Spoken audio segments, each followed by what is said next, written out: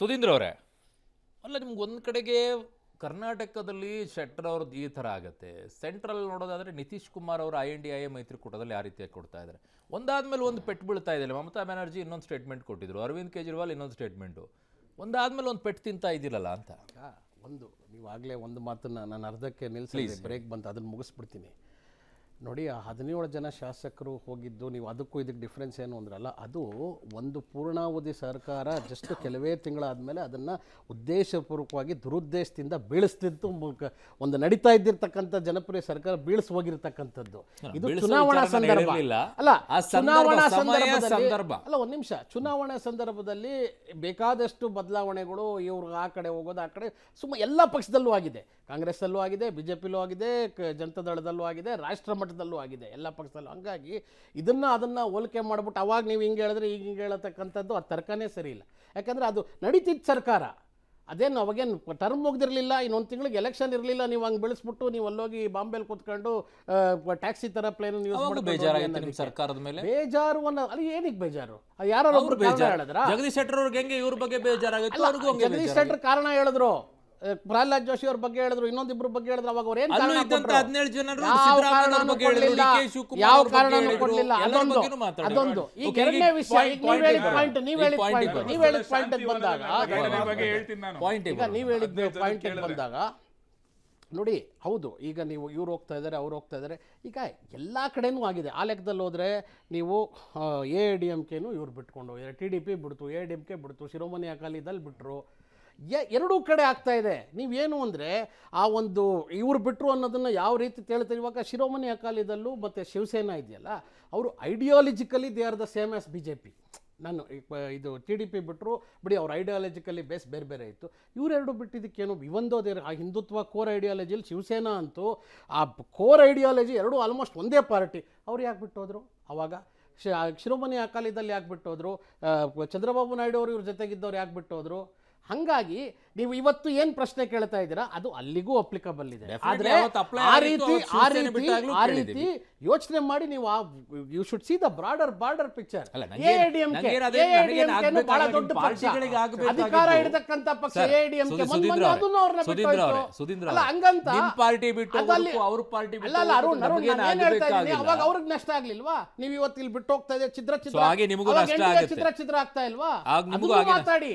ಹೌದು, ಯಾರು ಮಮತಾ ಬ್ಯಾನರ್ಜಿ ಹೋದ್ರೆ ಹೌದು ನಮ್ಗದು ನಷ್ಟನೇ, ನಿತೀಶ್ ಕುಮಾರ್ ಹೋದ್ರೆ ಹೌದು ನಮ್ಗದು ನಷ್ಟನೇ, ಅದರಲ್ಲಿ ಇಲ್ಲ ಅಂತ ಹೇಳಿದ್ರೆ ಅದನ್ನೇ ಕೇಳ್ತಾ ಇದೆ. ಆದ್ರೆ ಆ ಸಮತೋಲನ ಅಲ್ಲೂ ಕೇಳಿ, ಅವ್ರದ್ರಲ್ಲೂ ಕೂಡ ಸುಮಾರು ಬಾರಿ ದೊಡ್ಡ ಹೆಸರುಗಳು ಬಿಟ್ಟು ಹೋಗ್ತೇವೆ. ಶಿವಸೇನೆ ಬಿಟ್ಟು ಹೋದಾಗ ಅದೇ ಪ್ರಶ್ನೆಯನ್ನ ಕೇಳಿದ್ದು ಸರ್, ಶಿವಸೇನೆ ಬಿಟ್ಟು ಹೋದಂತ ಸಂದರ್ಭದಲ್ಲಿ. ಈಗ ಎರಡು ಫಸ್ಟ್ ಅವ್ರು ಹೇಳಿದಕ್ಕೆ ಒಂದು ಆನ್ಸರ್ ಮಾಡಿ ಆಮೇಲೆ ಪ್ರಶ್ನೆಗೆ ಬರ್ತೀನಿ. 17 ಶಾಸಕರು ಅವತ್ತು ಕಾಂಗ್ರೆಸ್ ಬಿಟ್ಟು ನಮ್ಮ ಪಕ್ಷಕ್ಕೆ ಬಂದ್ರಲ್ಲ, ಅವ್ರು ಮತ್ತೆ ಇಮಿಡಿಯೇಟ್ ಆಗಿ ಚುನಾವಣೆಗೆ ಹೋಗಿ ಬೈ ಎಲೆಕ್ಷನ್ ಅಲ್ಲಿ ಜನಗಳ ಮೂಲಕನೇ ಗೆದ್ದು ಬಂದು ಆಮೇಲೆ ವಿಧಾನಸೌಧದಲ್ಲಿ ಕುತ್ಕೊಂಡಿದ್ದು. ಅದನ್ನ ಮರಿಬಾರ್ದು ಇವರು. ಅಲ್ಲಿ ಗೆದ್ದವರು ಅದು ಪ್ರಜಾಪ್ರಭುತ್ವಕ್ಕೆ ಮಾಡಿದ ಅವಮಾನ. ಇವ್ರೇನಾದ್ರು ಹೇಳಿದ್ರೆ ಪ್ರಜಾಪ್ರಭುತ್ವಕ್ಕೆ ಮಾಡಿದ ಅವಮಾನ. ಅದು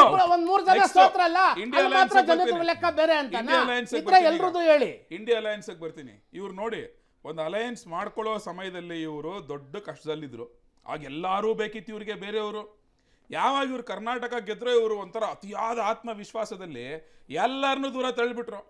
ಇದೇ ನಿತೀಶ್ ಕುಮಾರ್ ಅವ್ರನ್ನ ಸರಿಯಾಗಿ ಮೀಟಿಂಗ್ಗೆ ಕರೀದೇ ಇರೋದು, ಅಥವಾ ಮಮತಾ ಬ್ಯಾನರ್ಜಿ ಅವ್ರಿಗೆ ಸರಿಯಾಗಿ ಇನ್ಫಾರ್ಮ್ ಮಾಡದೇ ಇರೋದು, ಓವರ್ ಕಾನ್ಫಿಡೆಂಟ್. ಅಲ್ಲ, ನಮಗೂ ಕಾಂಗ್ರೆಸ್ಗೂ ವ್ಯತ್ಯಾಸ ಹೇಳ್ತೀನಿ ಕೇಳಿ, ಆಯ್ತಲ್ಲ. ನಾವು ಯಾವ ರೀತಿ ಒಂದು ಪ್ರಾದೇಶಿಕ ಪಕ್ಷದ ಜೊತೆ ಅಲಯನ್ಸ್ ಮಾಡ್ಕೊಂಡ್ರೆ ನಾವು ಎಷ್ಟು ಅವ್ರಿಗೆ ಅವಕಾಶ ಕೊಡ್ತೀವಿ ಅಂತ. ಶಿವಸೇನೆ ವಿಚಾರದಲ್ಲೂ ಅಷ್ಟೇನೆ, ನಮ್ಗೆ ಅತಿ ಹೆಚ್ಚು ಇದು ಏನು ಕ್ಷೇತ್ರಗಳು ಬಂದಿದ್ರು ಸಹ ನಾವು ಏಕನಾಥ್ ಶಿಂದೆ ಅವ್ರನ್ನೆಲ್ಲ ಮುಖ್ಯಮಂತ್ರಿ ಮಾಡಿರೋದು ಮಹಾರಾಷ್ಟ್ರದಲ್ಲಿ ಶಿವಸೇನೆ ಅವ್ರನ್ನ. ನಾವು ಆತರ ಅಲಯನ್ಸ್ ಮಾಡ್ಕೊಂಡು ಒಂದು ನಿಮಿಷ ಮುಗಿಸ್ತೀನಿ ಕೇಳಿ. ನಾವು ಪ್ರಾದೇಶಿಕ ಪಕ್ಷಗಳನ್ನ ಆ ರೀತಿ ನೋಡ್ತೀವಿ. ಪಂಚರಾಜ್ಯಗಳಲ್ಲಿ ಸೋತ್ರಲ್ವ ಚುನಾವಣೆ, ಅವಾಗ ಇವ್ರಿಗೆ ನಿತೀಶ್ ಕುಮಾರ್ ಜ್ಞಾಪಕ ಬಂತು, ಅವಾಗ ಇವ್ರಿಗೆ ಮಮತಾ ಬ್ಯಾನರ್ಜಿ ಜ್ಞಾಪಕ ಬಂತು, ಅವಾಗ ಇವ್ರಿಗೆ ಉದ್ಧವ್ ಠಾಕ್ರೆ ಜ್ಞಾಪಕ ಬಂತು. ಅಲ್ಲಿವರೆಗೂ ಯಾರು ನೆನಪಿರ್ಲೇ ಇಲ್ಲ. ಇವ್ರು ಕಷ್ಟದಲ್ಲಿದ್ದಾಗ ಅಷ್ಟೇ ಅವ್ರಿಗೆ ಬೇರೆಯವ್ರು ನೆನಪಾಗೋದು. ಈ ಆಟಿಟ್ಯೂಡ್ ಇದೆ ಗೊತ್ತಾ? ಇದೇ ಸರ್ವನಾಶ ಮಾಡಿದ್ರು.